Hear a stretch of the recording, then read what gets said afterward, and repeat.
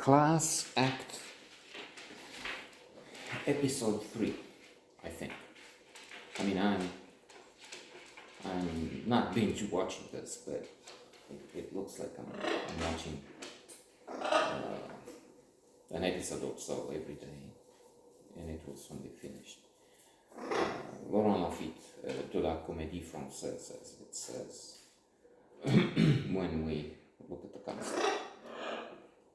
Fabulous. I keep repeating this. He overwhelmed me. It was exhilarating euphoria. Qatar is a festival of laughter, like I have not had in a decade or so. So the best comedy of this century. Well, there's Tony Edmond, but that's tragic comedy somehow. Anyway, one of the best in Papa or Mama, where you have daddy or mommy fighting not over who gets the kids. They don't want to get the kids. They want the other to have them. And so already bizarre original premise, and then they do crazy. What they do is also unconventional, to say the least. She's doing some movie dances at her daughter's evening out. She's invited to the party. You know that. And then he takes a place that is again not the best. In a normal film, you have the father looking for the best flat home to have his kids for his share of their time. No, he gets. Plus, there's a woman, Pete, farting inside, old in a wheelchair. Who's that? Your grandmother. She said, well, she's feeling better.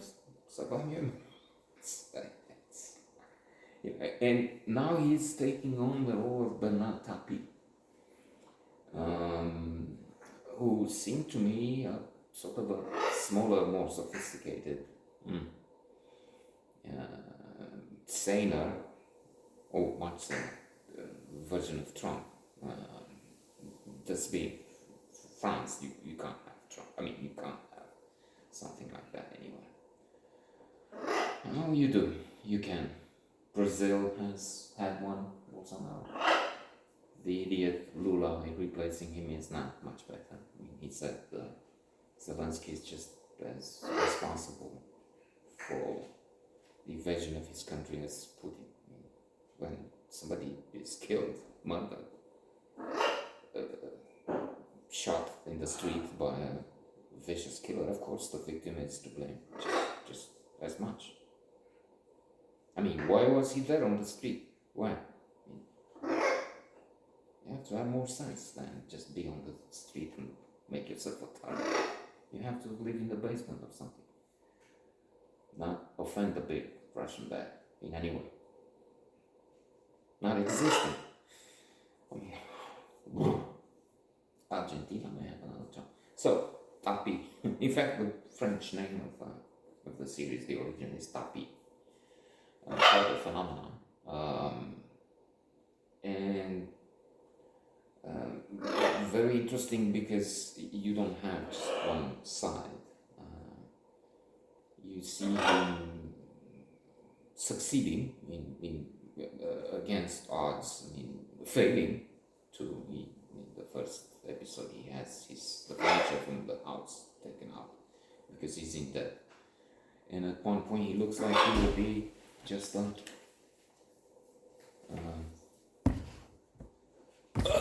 a man helping his father with a chauffage. His father is something like a plumber, technician, something. But he tries, so but he fails. Fabrizio Chini sues him. His marriage breaks up, his first marriage. But then into something else, to books, not publishing, books, printing and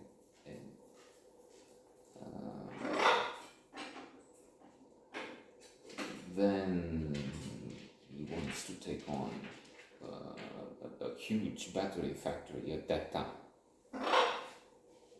which could be too much for him.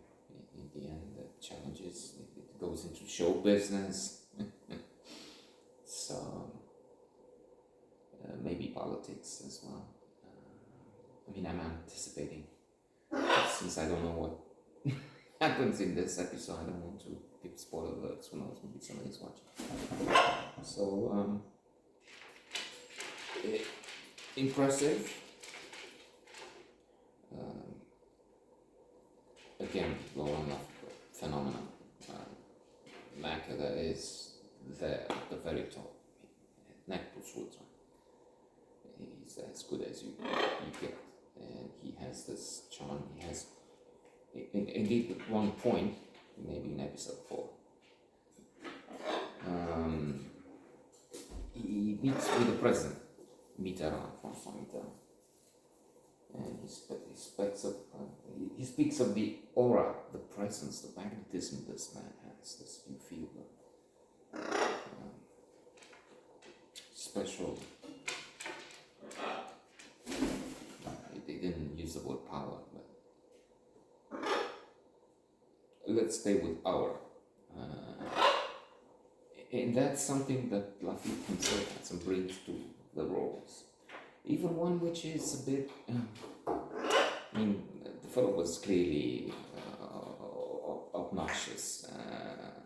Maybe in the film they pushed up, they used the magnifying glass for the positive qualities the man had.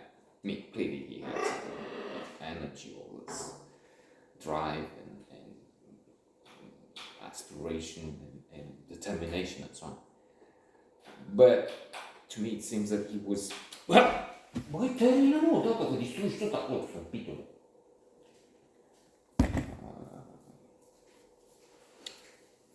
more of a ghoulish character than, well, but then he was not Trump. That's Trump is Satan, and this is just some fallen angel.